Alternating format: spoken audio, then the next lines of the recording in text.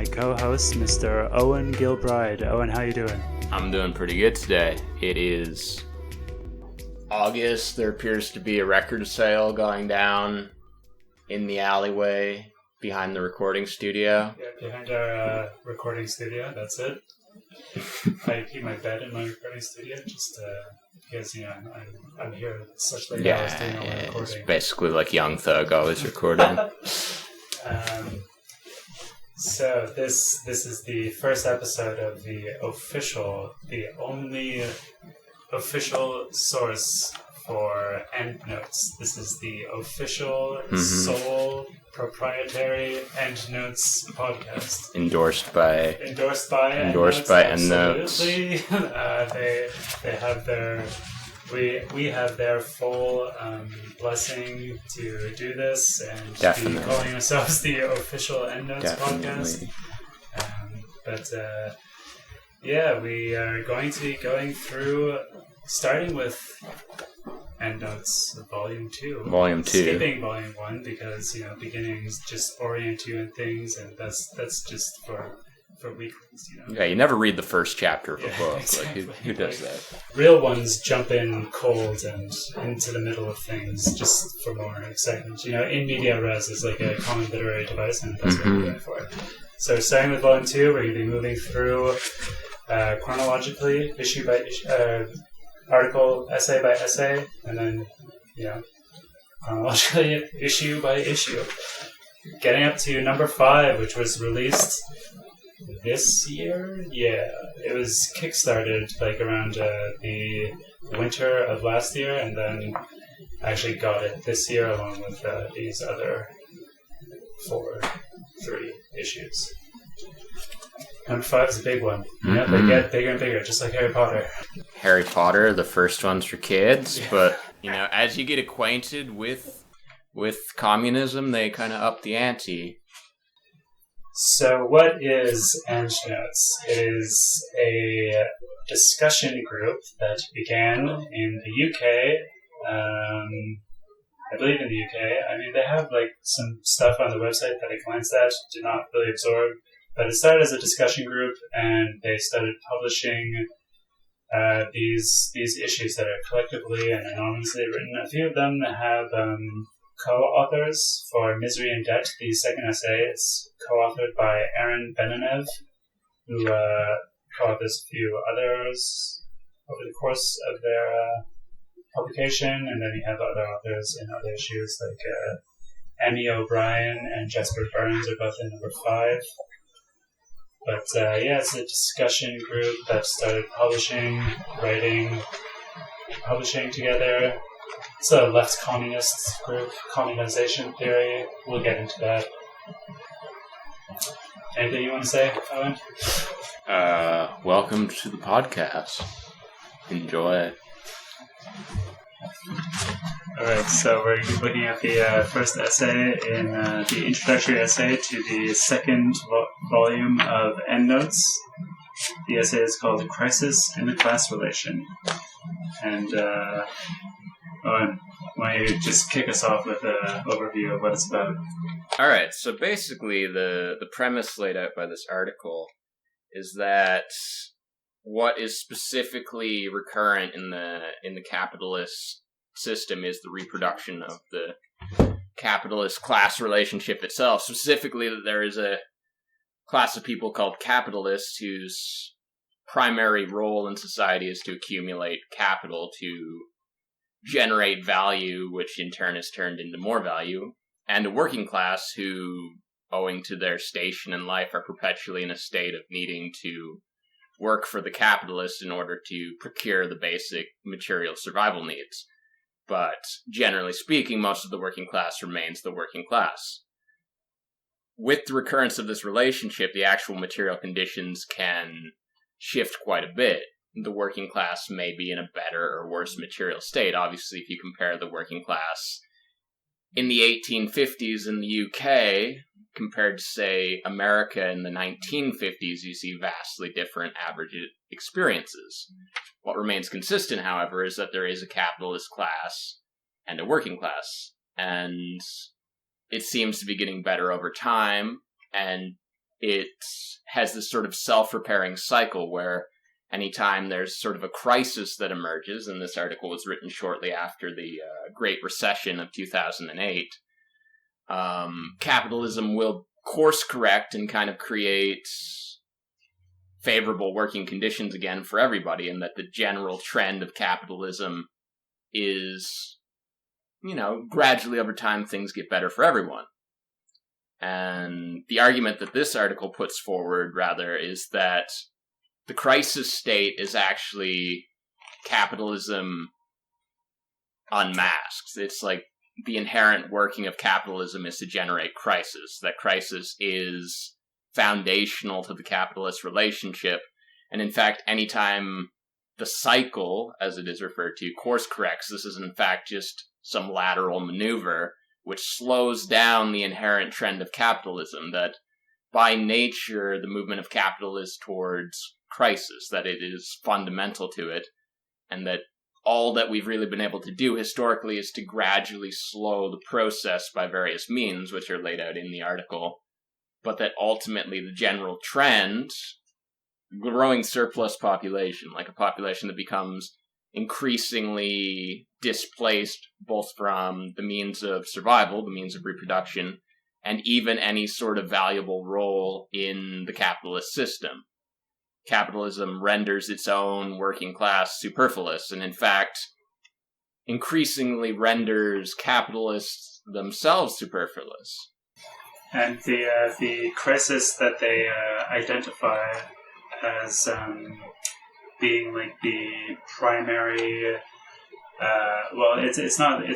it's a contradiction within capitalism that generates crises. The crises are like historically contingent. There are things like the Great Recession 2008. There are things that happen to occur because of the nature of the way that capitalism has developed up to that point in history. They're like contingent on all kinds of like historical factors, but they're not objective in the sense of the contradictions that are inherent to capitalism. Like the class relation is what they're really focusing on here.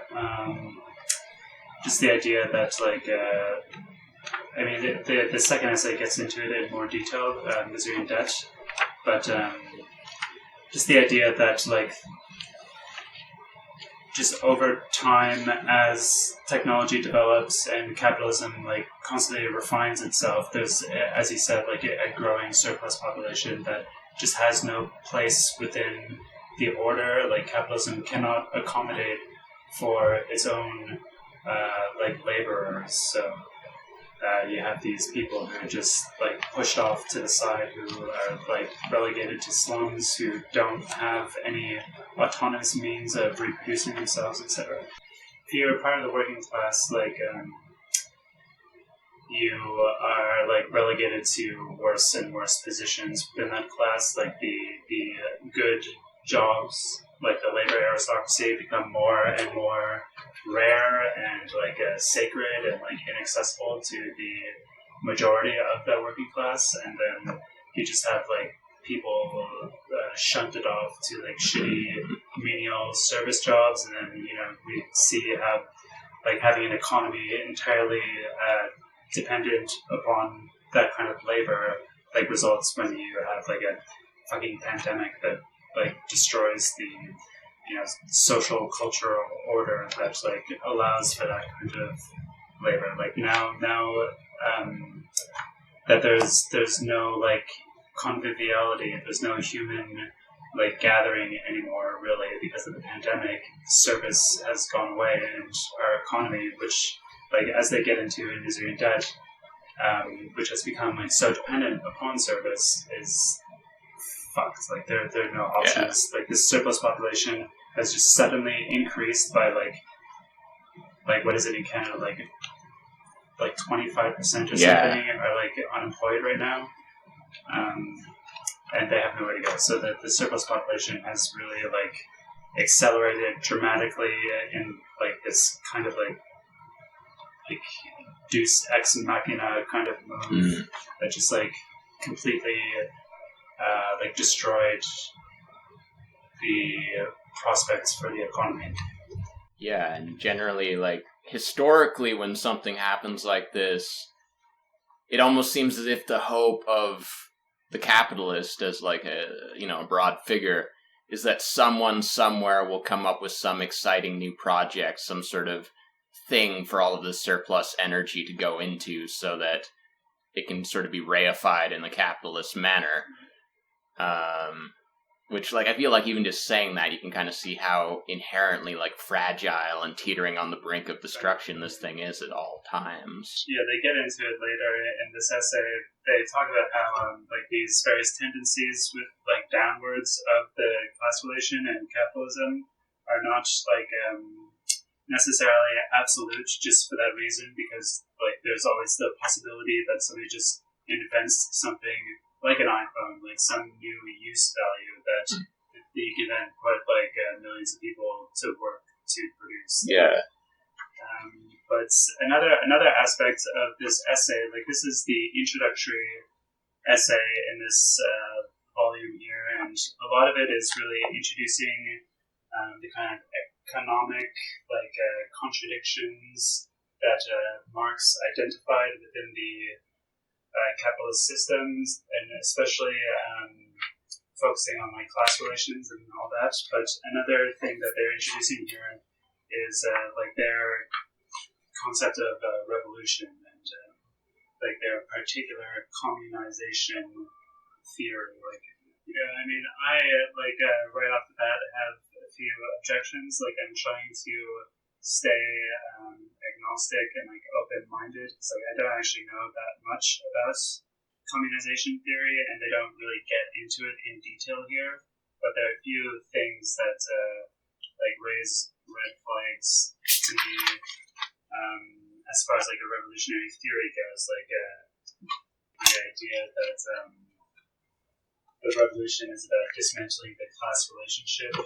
Like something about it seems a bit like idealist, a bit abstract to me, and not kind of rooted in like the materialist kind of like organizing and like the scientific approach to revolution that I personally am about. But I just wanted to voice some reservations about left communism and communization in general.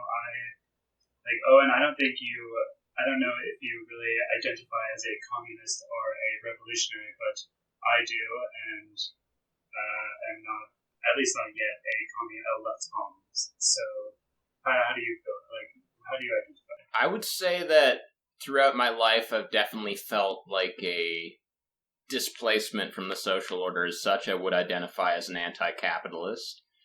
I've had a growing interest in revolutionary theories and Marxism and communism. I would not, as of yet, identify as a communist, but it is something I'm exploring quite a bit this year in order to, at the very least, bolster my own understanding of how to move forward in hopes of, like, helping in my own way to bring forth some sort of new social order. I'm absorbing whatever knowledge I can, so I'm reading material like this to see what I agree with, what seems useful. So let's get into the text. Alrighty. The first section is called Yesto, the growth in the spring. This text, it has sections and everything, but they're a bit shorter. Like, again, this is really just an introductory kind of text, and it's not really going in depth, giving you kind of like the in-depth arguments that we're going to go over in the next essay, in the next episode 2, Misery and Debt, coming soon. That is like very argumentative, really like clearly building an argument over the course of the essay, whereas this one is more like introducing concepts. But here in the first section, it's basically like addressing the idea that there's going to be a constant growth. Do you have anything to say about any quotes that you want to pull out from the first little bit? Yeah, well, they start off by, again, talking about the then recent Great Recession and how briefly after the recession happened there seemed to be growing murmurs from like a wide variety of sources that perhaps this would initiate some sort of revolutionary transformation, or at least a vast reorganization of the social economic structure as such. And I think this is generally what happens whenever there is some sort of crisis situation in the world, whether it's a direct result of the movement of capitalism or if it's something like COVID-19, where it's an external event that plays out within the capitalist system, is that you'll see a brief period where it seems like things are going to change quite a bit. I remember in the early part of this year, there was a lot of talk of, oh, maybe this is going to fundamentally shift the capitalist relationship. There was people thinking that this would lead to some sort of universal basic income or greater state intervention into the capitalist structure. But inevitably what happens, or what has happened historically, is that over a period of time, the capitalist relationship begins to reassert itself, and an economicist would look at this and say, okay, well, you see, there's this cycle of booms and busts where whenever a problem happens, it's inevitably followed by a return to normal operating conditions, and they suggest that the so-called normal operating conditions are the default pattern of capitalism, where it's you go to work, you make some money, you buy a house, you save your money up, you move up in the social hierarchy. And there's this idea of gradual upward mobility of everyone in the system. What they imply in this first section, rather, is that the crisis situation reveals the fundamental workings of capitalism. It's like very economistic. Like they're really trying to like argue in like concrete economic terms that would be recognizable to like a mainstream economist, if like more radical than and more partisan and like ideologically based than a bourgeois economist would be, perhaps tolerant of. Like here in the first section, they're kind of like setting up who they're like the kind of ideas and framework that they're operating against. So I'll just read this. For a few months, empty words were thrown around about a return of Marx, and mainstream economists became catastrophists, before talk of green shoots returned and the usual idea began to set in that this crisis was, at most, a particularly severe glitch in the normal functioning of the capitalist economy, caused by some arbitrary non-systemic factor. In such a situation, rather than a posing of the possible non-reproduction of the capitalist-class relation, it is perhaps more plausible to interpret crisis as an aspect of the self-regulation of the capitalist world economy, at most a particularly extreme shakeout of some excesses or irrationalities in an otherwise healthy, fully functional system. So this is like kind of setting up what they are arguing against. Their argument, the argument of Endnotes, the argument of Marxism more generally, is that the kind of crises that we see happening throughout history, in this case the 2008 financial collapse, those are actually, they're not what do they call it, severe glitches in the normal functioning of the capitalist economy. They are things brought about necessarily by the objective factors of the capitalist class relation. One aspect of why you could say crisis is the inherent condition of capitalism. Capitalism generates value by use of labor. A worker works for so many hours a day. It takes a certain number of hours for the worker to do enough work equal in value to supporting their own existence, in order to buy food and maintain shelter and all of that. But they work a surplus beyond that, which generates value for the capitalist, which the capitalist can use to generate further value, to build machines, to make more product, to hire more workers, to revolutionize the process, to advertise more, etc., etc. So surplus labor is what generates value for the capitalist, but then that value is in turn used to make labor increasingly superfluous. So essentially what you look at is you see this process where capitalism is continuously trying to diminish the thing which generates value for it. Like the kind of the thesis, the operating principle that they're setting out here are just like introducing us, priming us to, as far as like communization theory goes, is that it is like communization is about the non-reproduction of the class relationship. Like the class relationship they are taking to be essential and like key to the whole thing. Like the relationship between the boss and the employer, the capitalist and the proletariat, is really key. So their theory of revolution is that like the goal is to like stop that reproduction. So it is in the changing modalities of this reproduction that we can grasp the real history of capitalist society as something more than a contingent assemblage of facts, narratives, or concepts, strategic victories, defeats, or recuperations, because it is in its self-reproduction that the capitalist class relation constructs itself as a totality. For the same reason, it is in these modalities that we must look for the possibilities of an imminent destruction of that totality. So another like important thing that they're going to get into is the idea that the capitalist class relationship, by its like very nature, is self-reproducing.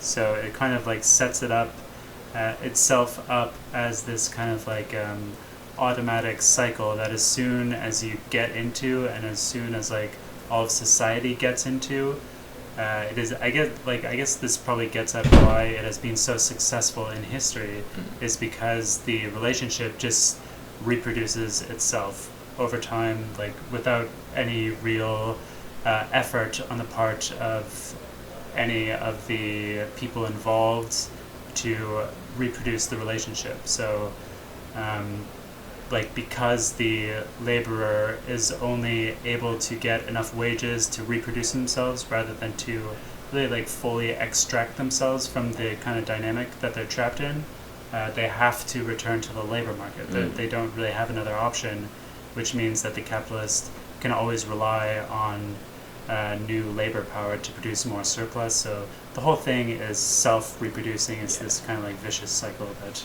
Well, actually the only option that the worker is presented with as a means of escape is the idea of becoming the capitalists themselves, like through, being disciplined and strict with themselves. They'll save enough money, and if they're very clever, they can become the capitalists and enter into this like hedonistic wonderland of accumulating money and being the boss of others. So the only means of escape that is presented to you under capitalism is to just flip over to the other side of the coin and to become the exploiter of labor.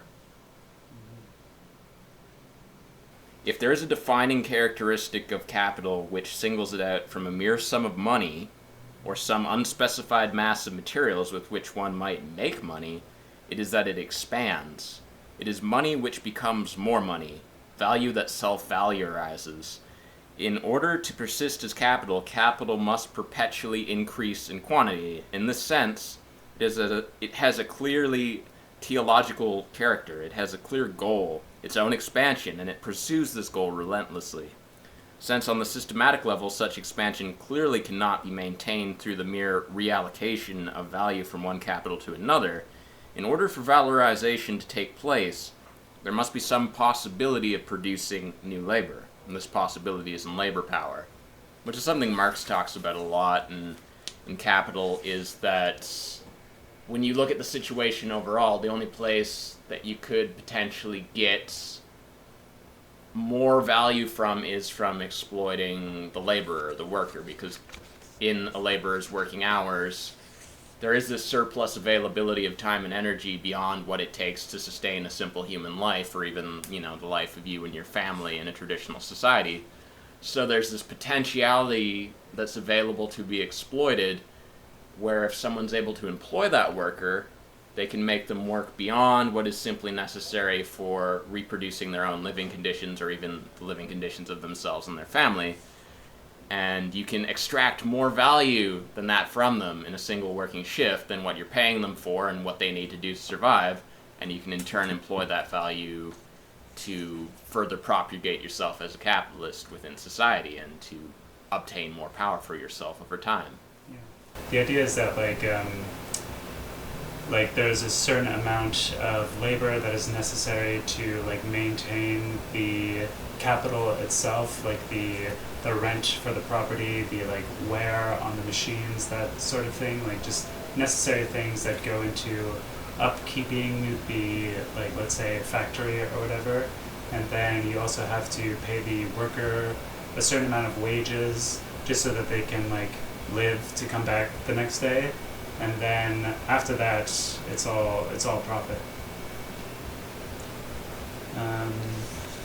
So I guess that idea of producing new value through labor power is like what the relationship between the capitalist and the worker is all about. Because like, I mean, that is the definition of capitalism, is like getting surplus value from your capital, from your laborer. Yeah. So this like idea of needing the worker to produce new value is what is like at the heart of the relationship, I guess. But also the fact that like capital has this teleological character of constantly expanding. Like they get into kind of the mechanics of that in the second essay, Misery and Debt, but basically it's because of like the competition and like the need, like the various needs of capital to reproduce itself over time. Like it has to always be doing stuff, so it needs to always be expanding.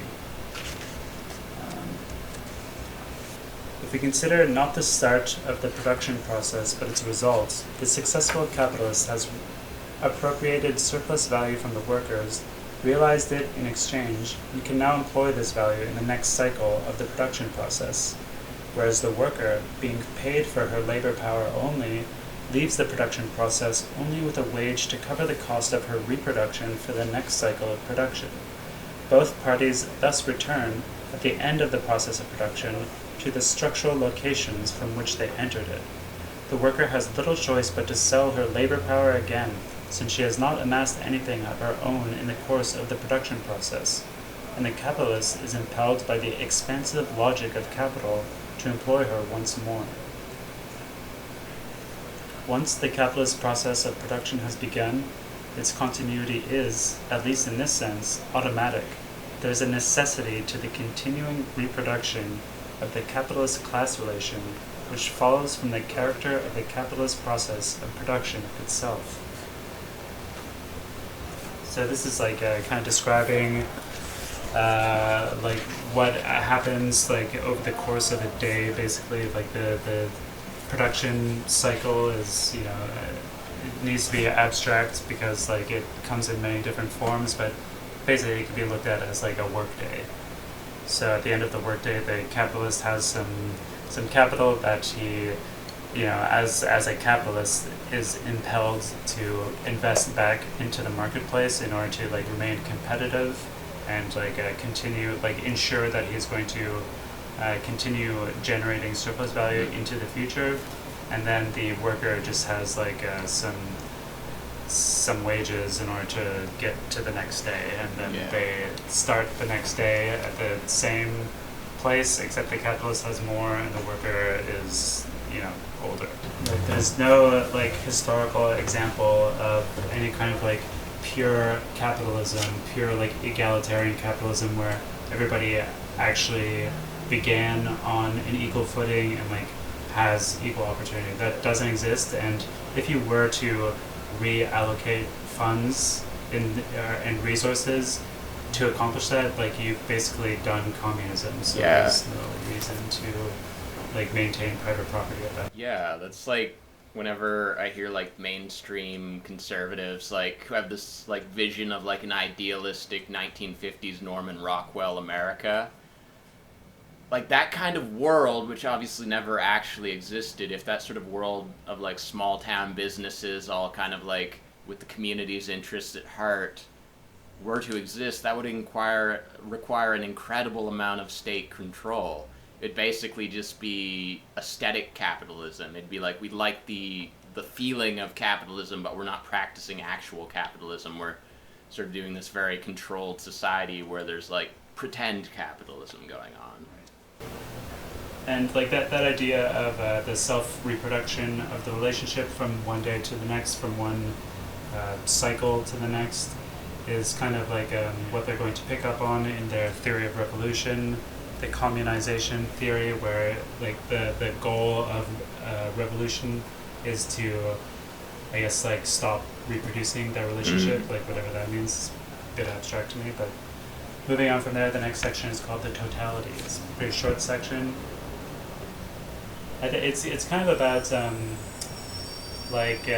how capitalism needs to present itself as like all-encompassing. Like in order for it to really be able to function efficiently and well, it needs to like kind of like very quickly get everybody into it, and then like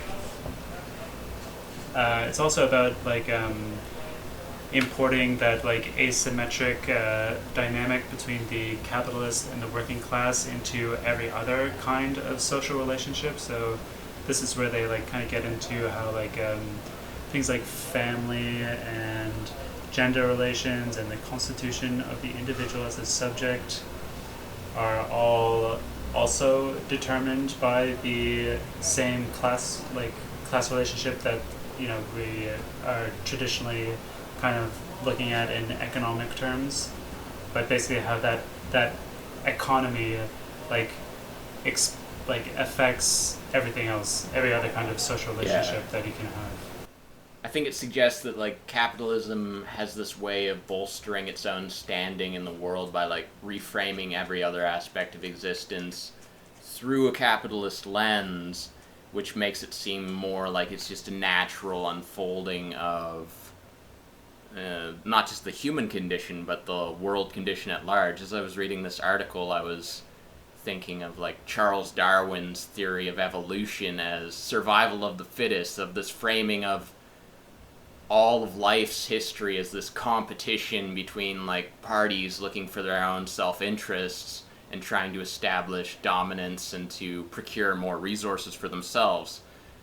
And I think in the context of this article, I mean, when you look at that, that's a very capitalist way of looking at the history of life on this planet. And I suspect that there is this tendency in all of our sciences of the last few hundred years, all of our conceptions of morality and what's good and proper, and the idea of the individual relationships between people, family dynamics, social hierarchies, they're all over time subtly reframed to fit the narrative that capitalism is the essential fundamental condition of existence. I think as part of its movement, capitalism breaks down any other possible meta-narrative and replaces it with this one where you are sort of a formless, interchangeable consumer of products whose primary purpose in life is to accrue material wealth. And I guess what they lay out at the end of this section is that if you want a truly revolutionary process, you need to recognize that unfolding at all levels and conceive of like a fundamentally different mode of being that reframes the world and its unfolding in a new way. Yeah.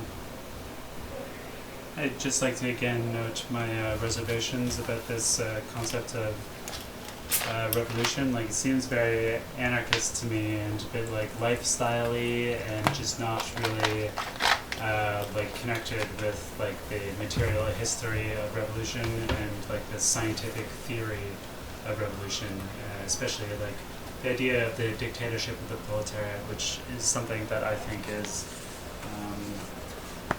incontrovertibly true as far as revolution goes, and you cannot have one without a dictatorship of the proletariat.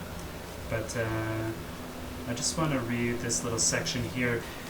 In the capitalist mode of production, it is value, not the general production of human life through any human metabolism with nature, that is the direct object of production.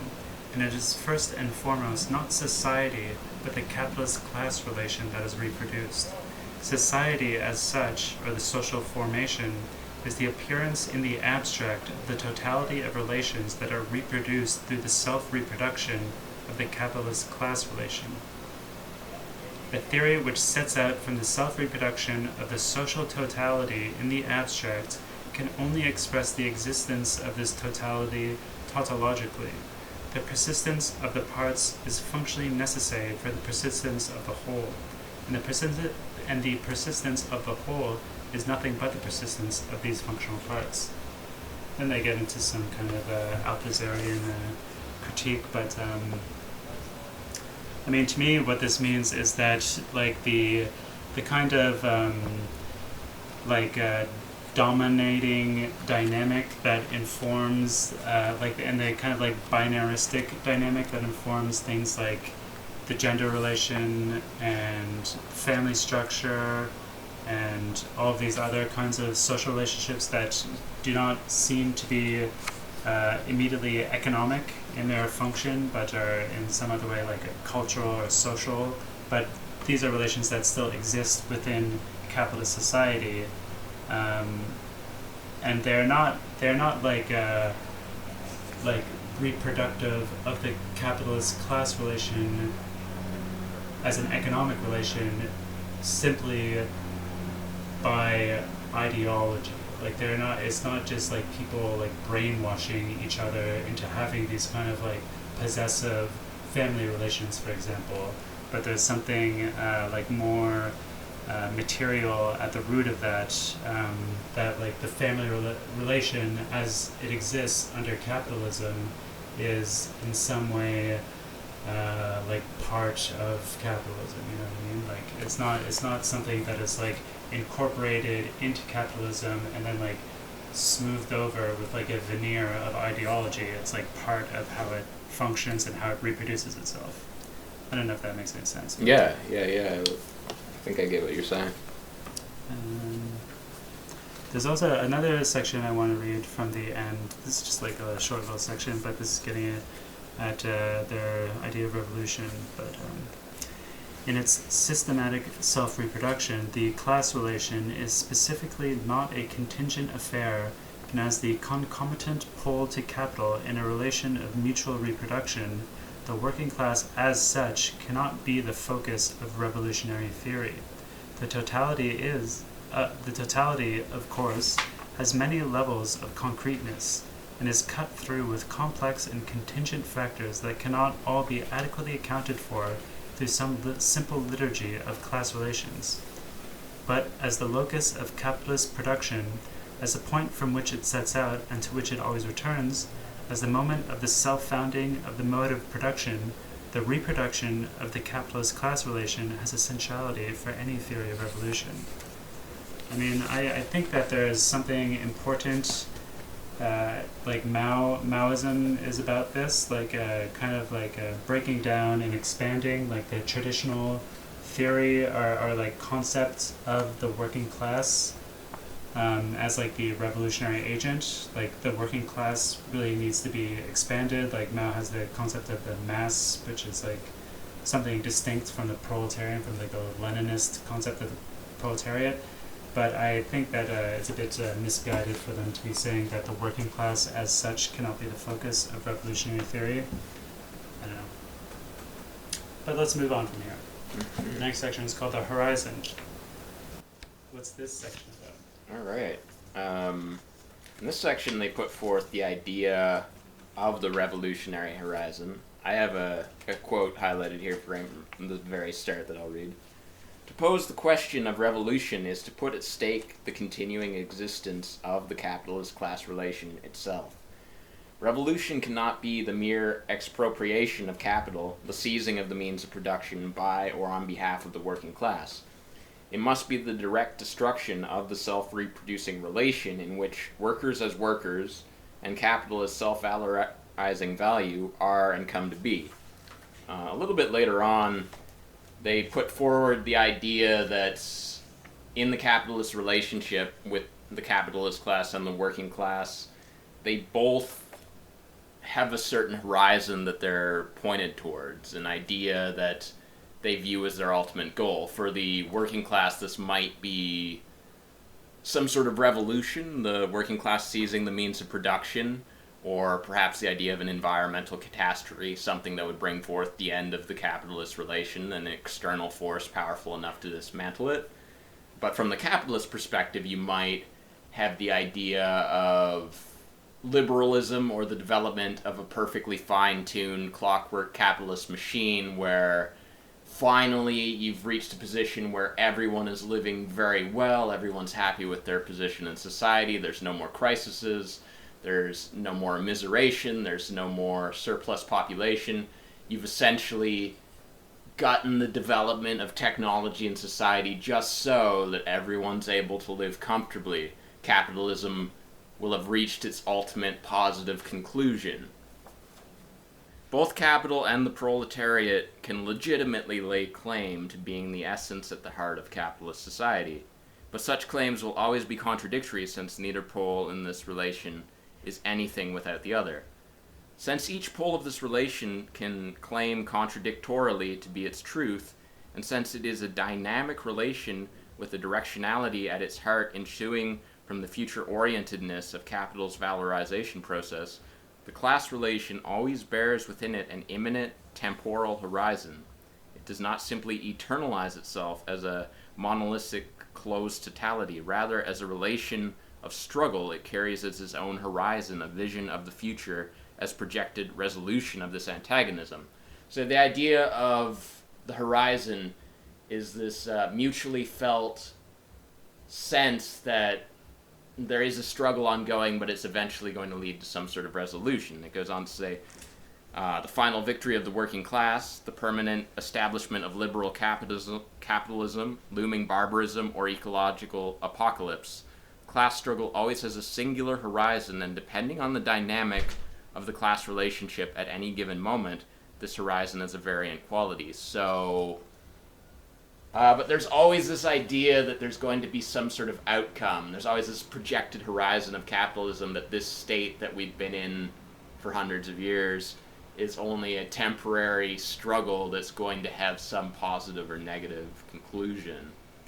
Right, because it's like, I feel like it's a pretty like philosophical concept that is like related to the idea that of like the central concept of reproduction, which is something that happens necessarily in time. Reproduction is something like repeating throughout time from one moment to the next. And when you have something that is essentially temporal, like a dynamic, a relationship that is being reproduced from one moment to the next, then there's always, I guess, like the, you know, an end point, because nothing lasts forever, I guess. So the end point could be, you know, communism, it could be barbarism. Those are really the two possible outcomes that, you know, Rosa Luxemburg gave us, socialism or barbarism. I don't really understand, like, how this section goes on. I'll just read this, but it says, if the overcoming of the capitalist class relation on the basis of the simple victory of one or the other of its poles is impossible, for each pole is nothing without the other, then, insofar as the affirmation of the working class as working class was their content, the revolutions of the 20th century can be said to have posed an impossible overcoming of the capitalist class relation. In contrast, the revolution as communization appears only in the struggle which carries the direct non-reproduction of the class relation in its imminent horizon. So what does this mean that the revolutions of the 20th century are impossible? They posed an impossible overcoming of the capitalist class relation. I guess the idea was that in Soviet Russia, for example, you had the proletarian-led vanguard party, which, you know, did like a whole revolution in the name of the working class and instituted a dictatorship of the proletariat, which was like a state relationship. And it still like acknowledged a class relationship. There was still a class relationship within both Russia and also China. There's still like a recognition that bourgeois ideology would continue within socialism, and that there would still be, moves by capitalist roaders, as Mao called them, to always be undermining the workers' state. So there still, even within these socialist states that did achieve revolution in Russia and China, there's still a class relationship. But they're saying, their argument, I guess, of Endnotes is that you cannot really break away from capitalism and build something new, accomplish something new, and like really get out of that whole meta-narrative of capitalism while preserving a class relationship, even if it is like weighted towards the working class, which is like the majority of the population and like the most oppressed part of the population. So they think that those revolutions are impossible because they preserve some aspects of class relationship, whereas like their goal is to completely eradicate class relationship, to achieve like a revolution without preserving any kind of class relationship, I guess. Like that is something that happens over the course of generations within like actually existing socialist societies. You're talking about like completely eradicating like the last vestiges of bourgeois ideology within socialism, and like bourgeois ideology is always going to linger, especially if you have socialism in one country and the rest of the world is capitalist. But like the abolition of any kind of class relationship is a communist project, whereas, I mean, I identify as a communist, but I recognize the importance of the intermediary stage of socialism, where there is still necessarily a class relationship, because like the working class needs to protect itself. That's the point of the dictatorship of the proletariat, is because like you need to give the working class power in order to keep down like its antagonist, the ruling class. Anyway, this theory of revolution is seeming a bit anarchistic to me, which is like a good adjective in my books. But I'm willing to. I'll see where they go with it. I'm willing to say that maybe I'm not understanding it properly, and again, like even if I end up disregarding like most of what they actually propose, like I am getting some interesting ideas out of their analysis. Yeah, certainly the analysis is very on point. Like, it's just very useful to have these like concrete and like precise economic analyses of like the contradictions and crises and how that all is necessary. Anyway, I guess like the conclusion of this section here, I'll just read a little bit of this last paragraph here. But, the horizon of supersession which the class relation carries within it has a variant quality. Its character at any given moment is inextricable from the historical modifications of the class relation. What is invariant is that there is such a horizon at all. The changing character of this horizon is the primary basis and object for revolutionary theory. In posing the question of the revolutionary overcoming of the capitalist class relation, we traverse the theoretical terrain of this horizon as it presents itself now to us. So basically, I mean, this is like going at what I just said, kind of like the idea that any revolutionary theory needs to be like develops according to the particular circumstances of like the area and population, society that is, being revolutionized. And also like the idea that, there's always going to be a kind of quote unquote revolutionary horizon in any kind of situation where there is a capitalist class relationship, because, as we said, that relationship happens over the course of time and, by its necessity, by its own inner functioning, like there's always an end to it. Like it can't last forever in anybody's terms. I think like everyone participating in capitalism, like the ultimate goal of capitalism, if you thought of it as a game, is to like beat capitalism so you no longer have to participate in it. Even the idea of making an insane amount of money, I feel like the ultimate mindset behind that is to finally have such a degree of wealth based up that you can retreat from capitalism and live comfortably, or alternatively that you'll have such a degree of power that you can become some ruler of society who no longer has to procure power or through capitalist means. You'll simply be a dictator. Alright, so the next section is called Tendencies of the Class Relation, the Rate of Profit. The next two sections are about these, it's kind of like inner tendencies of the class relation. The first is about the rate of profit, and the second is about surplus population. Surplus population is developed, I mean, both of these are really developed in the ensuing essay, Misery and Debt, which is very technical and goes over how like the rate of profit, has fallen over the 20th century despite the prognostications of bourgeois economists to the contrary, and how the decline of that rate of profit produces the consolidated surplus population. Yeah, I think what they go through in this section in particular is the way in which over time the nature of capitalist production of anything is to become more and more efficient and to reduce the need for labor and to create this growing surplus population, and how there will be these tactics utilized by the capitalist process. For instance, if you can manufacture a product more efficiently, you can also sell it more cheaply because it costs less for you to manufacture that.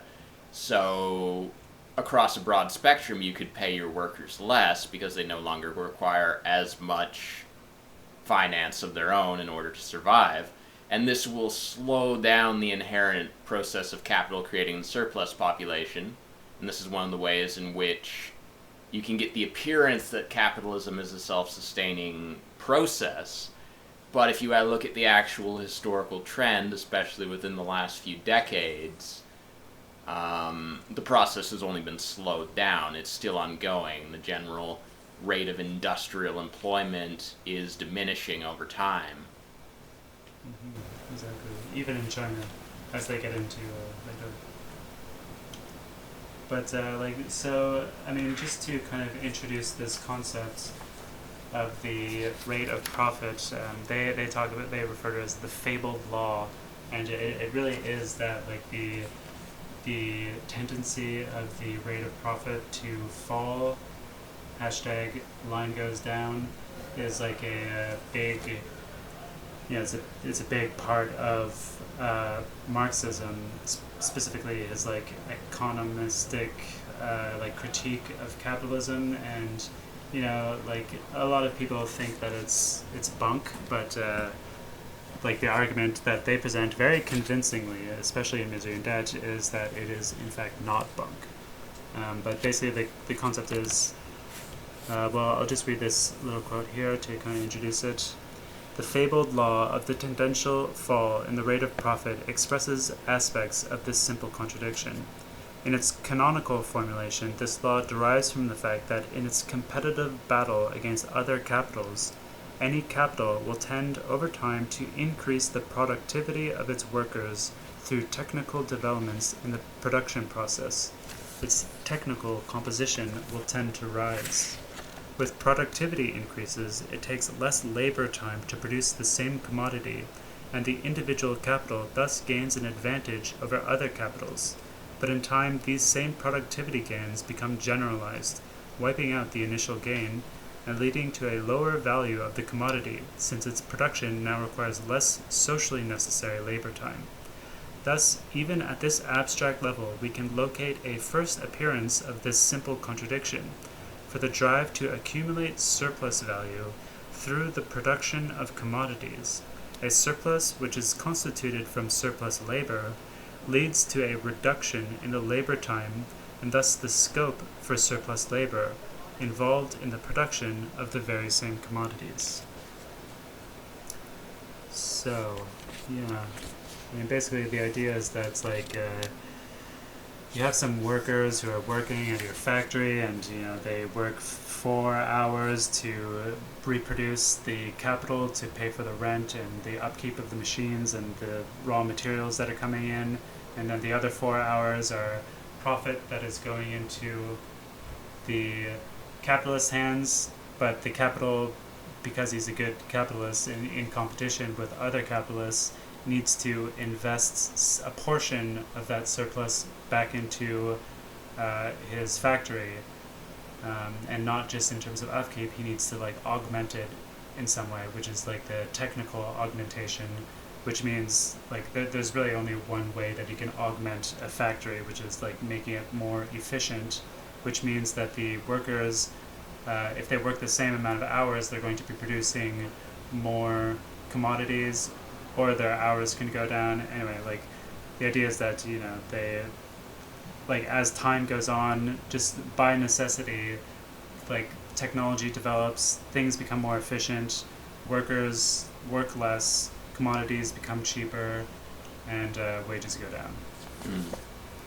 There is this constant fundamental drive to accumulate, to continue making things more efficient, but just the basic laws of reality dictate there's like a wall you'll hit with any of that. There's only so much you can saturate the market with a product. You can't just endlessly produce more. There's like only so much demand for it. It can only get so cheap.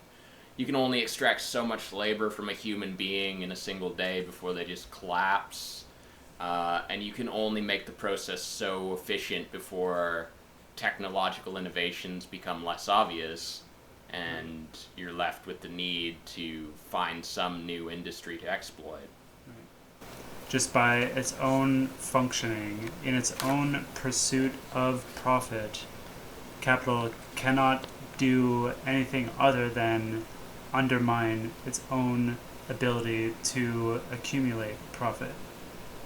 Yeah, I think that is a key point, because, like, even if you were to play devil's advocate and, like, advocate for some, extremely Darwinian survival of the fittest, where you could say, okay, well, clearly capitalism is bad for the working class, and people who aren't, the most savvy and aggressive capitalists are going to eventually move down in the hierarchy and become superfluous.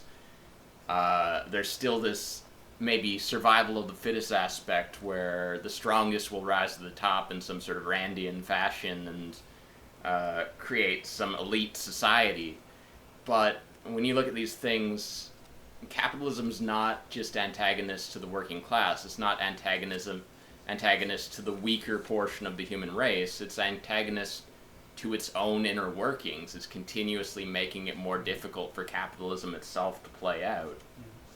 Which is like a very, this is like a bigger point that is not really contained here, but that is a very important aspect of Marxism as like a scientific critique of capitalism, because his goal was not to like judge capitalism in ethical terms, because then a capitalist or somebody sympathetic to capitalism could just say, those ethical like the fucking bakers that he was talking about, like literally like sleeping on their sacks of flour, and like children working like 12 hours a day in like some kind of like smoky hellhole. Like that is just a contingent thing about history, and like over time capitalism it at least has the opportunity to right itself. There's like nothing necessary in an ethical judgment of capitalism.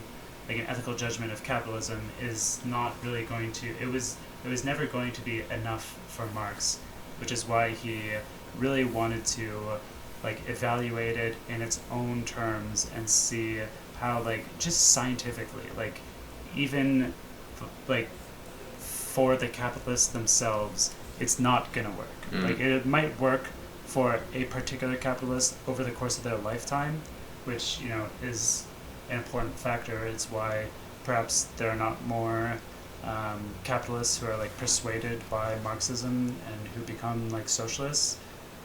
But like it's not going to work out for either of the classes. Yeah. It's not going to work out for anybody. Like it cannot work out. is full of all these contradictions.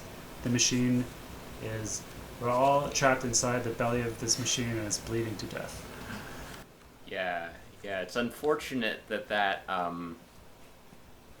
reality that, like, there's a diminishingly small chance that perhaps you too will make it, that if you hustle hard enough, you will become basically like the dude in a trap music video where you're just living in a mansion doing shitloads of coke. Even though that's a diminishingly small potentiality for the average person, which I would argue would not be satisfying if you even actually got to live it out, it remains powerfully seductive. Like, I've certainly, in my time, had a lot of peers that had this mindset that they were just going to hustle enough and work 3 jobs and that they too eventually would be living the Jeff Bezos lifestyle.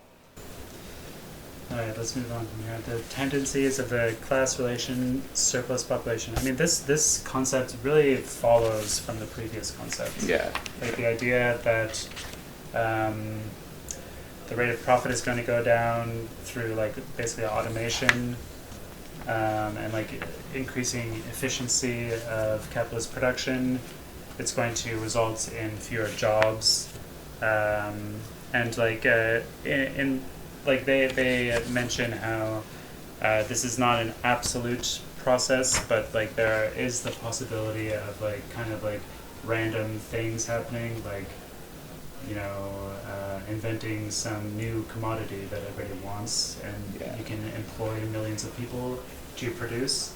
Like that can always kind of happen, and it's like connected to, as they get into in Misery and Debt, it's connected to like new commodities. For example, they talk about how the microchip like came out of like defense development, like that was completely unrelated to where we see the microchip being applied nowadays. So like technological development opens up the possibility for new commodities to be produced, which opens up the possibility for new industries and more employment.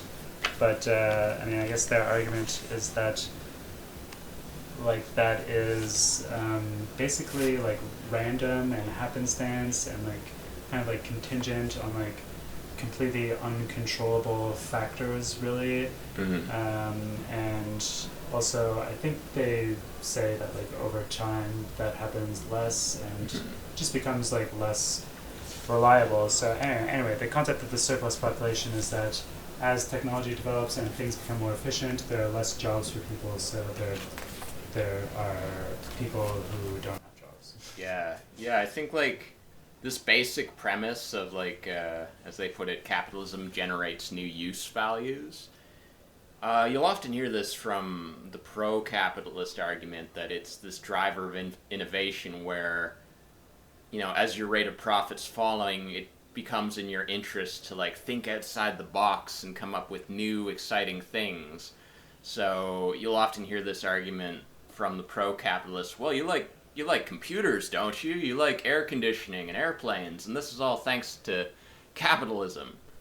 Rather, the way I would look at it is, I feel like this is just capitalism appropriating the general trend of human innovation and experimentation and using it to its own end. And as they lay out here, while these innovations technologically might be enjoyable or useful to human beings, insofar as we live in the capitalist society, they ultimately make like the condition of existence worse for people, because it increases this process of the surplus population generation, where every innovation is ultimately used to reduce the need for labor. So yes, iPhones are nice and flying on an airplane is nice, but that doesn't change the fact that under capitalism all of these things are being used to gradually make you unnecessary.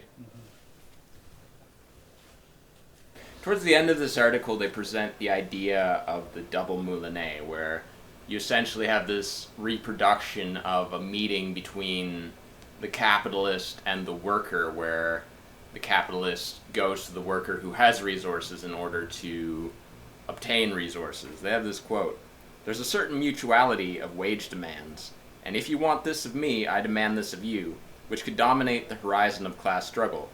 But with the growth of surplus populations, this very mutuality is put into question. and the wage form is thereby decentered as the locus of contestation. Tangentially, the proletariat does not confront capital at the center of the double moulinet, but relates to it as an increasingly external force, while capital runs into its own problems of valorization. And I think what they're suggesting here is that in previous revolutionary epochs, there was this understanding that the capitalist had need of the working class as the working class, and in recognizing this, the working class was able to organize and to demand better living conditions, a better station in society.